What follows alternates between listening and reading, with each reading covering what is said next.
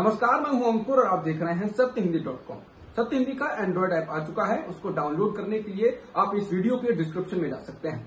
वहां पे आपको एक लिंक मिलेगा जहां से आप ऐप को डाउनलोड कर सकते हैं। इसके अलावा इस ऐप को आप गूगल प्ले स्टोर से भी डाउनलोड कर सकते हैं। अब एक नजर डाल लेते हैं अब तक की खबरों पर।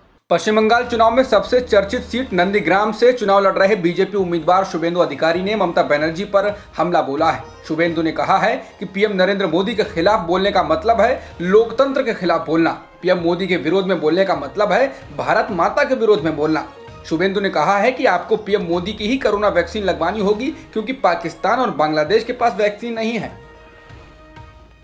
ममता बनर्जी ने पूर्व मेदिनीपुर विधानसभा क्षेत्र की एक जनसभा में कहा कि बंगाल को दुर्योधन, दुशासन और मीर जाफर की जरूरत नहीं है। उन्होंने कहा कि गद्दार और मीर जाफर बीजेपी के उम्मीदवार बने हैं। कहा जा रहा है कि टीएमसी से बीजेपी में गए शुभेंदु अधिकारी को उन्होंने मीर जाफर कहा है। ममता ने बीजेपी को निशाने पर लेते हुए कहा कि बीजेपी को चलता करिए, हमें बीजेपी नहीं चाहिए, हम मोदी का चेहरा भी नहीं देखना चाहते। हमें दंगे, लूट, दुर्योधन, दुशासन और मीर जाफर नहीं चाहिए हैं। असम विधानसभा चुनाव में कांग्रेस और सहयोगी दलों के चुनाव प्रचार को गति देने पहुंचे कांग्रेस सांसद राहुल गांधी ने बीजेपी और आरएसएस पर सियासी तीर छोड़े हैं। राहुल ने शुक्रवार को डिब्रूगढ़ के लाहौवाल में कॉलेज के छात्रों से बातचीत में कहा कि बीजेपी आरएसएस धर्म का नहीं नफरत का प्रयोग करते हैं। उन्होंने कहा कि हिंदू धर्म में कहीं नहीं लिखा है कि किसी को मारो। राहुल ने कहा कि कांग्रेस के सत्ता में आने पर सीएए को रोक दिया जाएगा। राहुल ने कहा कि कांग्रेस नफरत मिटाती है जबकि बीजेपी नफरत फैलाती है। असम में राहुल गांधी ने कहा कि नागपुर में बैठी एक शक्ति पूरे हिंदुस्तान को कंट्रोल करने की कोशिश कर रही है। राहुल ने कहा कि नफरत और बेरोजगारी में एक डायरेक्ट कनेक्शन है। अगर नफरत बढ़ेगी तो बेरोजगारी बढ़ेगी और बेरोजगारी बढ़ेगी तो नफरत बढ़ेगी। अगर नफरत कम होगी तो बेरोजगारी कम हो जाएगी। राहुल ने युवाओं के राजनीति में आने की हिमायत करते हुए कहा कि ज्यादा से ज्यादा युवाओं को राजनीति में आना चाहिए और जहां भी उन्हें लगता है कि असम से चोरी की जा रही है तो आपको असम के लिए लड़ना चाहिए। तमिलनाडु विधानसभा चुनाव के मद्देनजर मक्कल निधि मय्यम पार्टी के प्रमुख कमल हासन ने घोषणा पत्र जारी कर दिया है। इस दौरान उन्होंने कहा कि वो 50 लाख लोगों को रोजगार के अवसर प्राप्त कराएंगे, सरकारी स्कूलों का स्तर वैश्विक स्तर के स्कूलों के बराबर करेंगे। इसके अलावा कौशल विकास जैसी पहलों के जरिए गृहिणी महिलाओं को प्रति माह 10,000 रुपए से 15,000 रुपए तक की कमाई के अवसर देंगे। मुकेश अंबानी के घर के पास स्कॉर्पियो में विस्फोटक मिलने और स्कॉर्पियो के मालिक मनसुख हिरेन की मौत के बाद से ही महाराष्ट्र की राजनीति में हलचल तेज हो गई है। पुलिस अधिकारी सचिन वाजे और परमवीर सिंह पर कार्रवाई के बाद अब गृह मंत्री अनिल देशमुख को हटाने की अटकलें तेज हो गई हैं। हालांकि पार्टी का कोई नेता इस बाबत बात करने के लिए तैयार नहीं है। यह आशंका तब और बढ़ गई जब शुक्रवार सुबह महाराष्ट्र के गृह मंत्री अनिल देशमुख एनसीपी प्रमुख शरद पवार से मिलने दिल्ली पहुंचे। शरद पवार और गृह मंत्री अनिल देशमुख के बीच ये मुलाकात करीब 1 घंटे तक चली। बताया जा रहा है कि पवार देशमुख के काम से संतुष्ट नहीं है।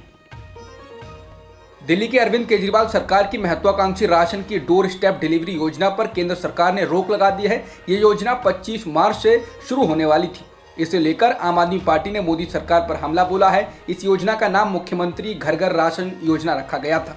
केंद्र सरकार ने दिल्ली सरकार के खाद्य आपूर्ति सचिव को चिट्ठी लिखकर कहा है इस योजना को शुरू न किया जाए। इसके पीछे कारण ये बताया गया है कि केंद्र सरकार राज्यों को राष्ट्रीय खाद्य सुरक्षा कानून के तहत राशन देती है। ऐसे में दिल्ली सरकार इसमें किसी तरह का बदलाव नहीं कर सकती।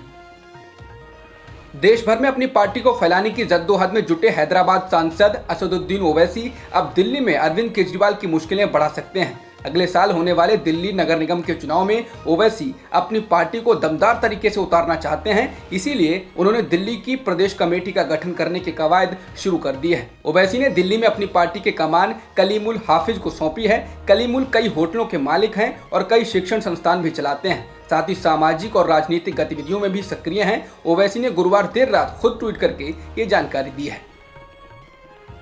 महिलाओं की फटी जींस को लेकर दिए गए विवादित बयान के बाद घिरे उत्तराखंड के मुख्यमंत्री तीरथ सिंह रावत ने अब माफी मांगी है। तीरथ सिंह रावत ने आज तक से बात करते हुए कहा कि मुझे जीन्स से ऐतराज नहीं है। यदि किसी को फटी जीन्स पहनना ठीक लगता है तो मुझे कोई ऐतराज नहीं है। किसी को यदि बुरा लगा है तो मैं उसके लिए क्षमा मांगता हूँ। रावत ने कहा कि मैं ग्रामीण परिवेश से आया हूँ। रावत ने कहा कि मेरा गलत इरादा नहीं था और मेरी भी बेटी है। मैंने ये कहा था कि हमें अपने घर में किस तरह के संस्कार देने चाहिए। इस संदर्भ में ही ये बात कही थी। उन्होंने कहा कि बच्चों में संस्कार और अनुशासन जरूरी हैं। 5 राज्यों में विधानसभा चुनाव के बीच पेट्रोल, डीजल और रसोई गैस की कीमतें बढ़नी फिलहाल तो रुक गई हैं, लेकिन हरी सब्जियों के दाम अब रसोई का बजट बिगाड़ने लगे हैं। दिल्ली में तो भिंडी और तोरी 90 रुपए प्रति किलो पार कर गई है। नींबू 100 रुपए किलो और करेला 70 रुपए प्रति किलो।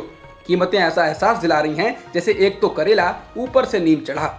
रसोई गैस की बढ़ी कीमतों से रसोई का बजट पहले ही गड़बड़ा गया था, अब सब्जियों के दाम ने आम लोगों की मुसीबतें और बढ़ा दी हैं। खाने के तेल की कीमतें पिछले 1 साल में 25% से लेकर 50% तक महंगी हो गई हैं। उपभोक्ता मामलों के मंत्रालय के मूल्य निगरानी प्रकोष्ठ के आंकड़ों से पता चला है कि पैक किए गए मूंगफली तेल का मॉडल मूल्य 9 मार्च 2020 को 120 रुपए प्रति लीटर से बढ़कर इस साल 9 मार्च तक 170 रुपए हो गया है। इसी तरह पिछले 1 साल में पैक सरसों के तेल का मॉडल मूल्य 113 रुपए प्रति लीटर से बढ़कर 140 रुपए हो गया है। इस अवधि के दौरान पाम ऑयल के मॉडल की कीमत में भी 50% की वृद्धि हुई है, जो 85 रुपए से बढ़कर 122 रुपए प्रति लीटर हो गया है।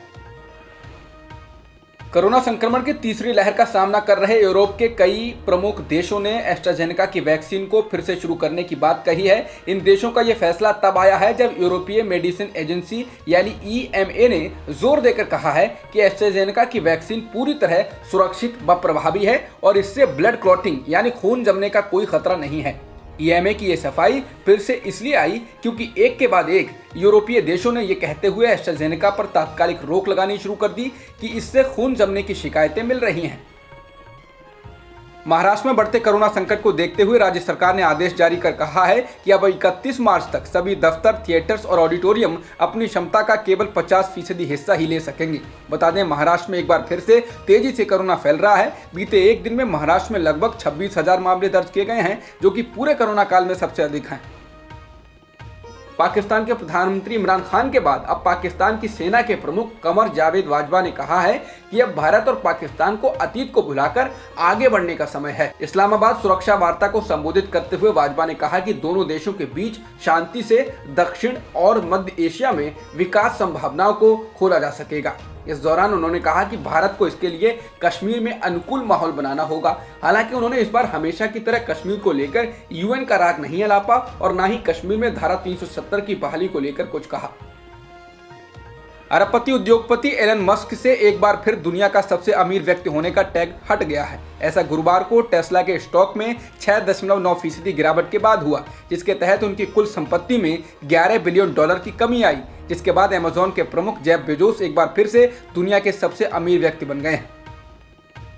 अलास्का में चीन और अमेरिका के प्रतिनिधियों के बीच उच्च स्तरीय वार्ता में बेहद तीखी नोकझोंक देखने को मिली, जो आमतौर पर दो देशों के प्रतिनिधियों के बीच नहीं देखी जाती।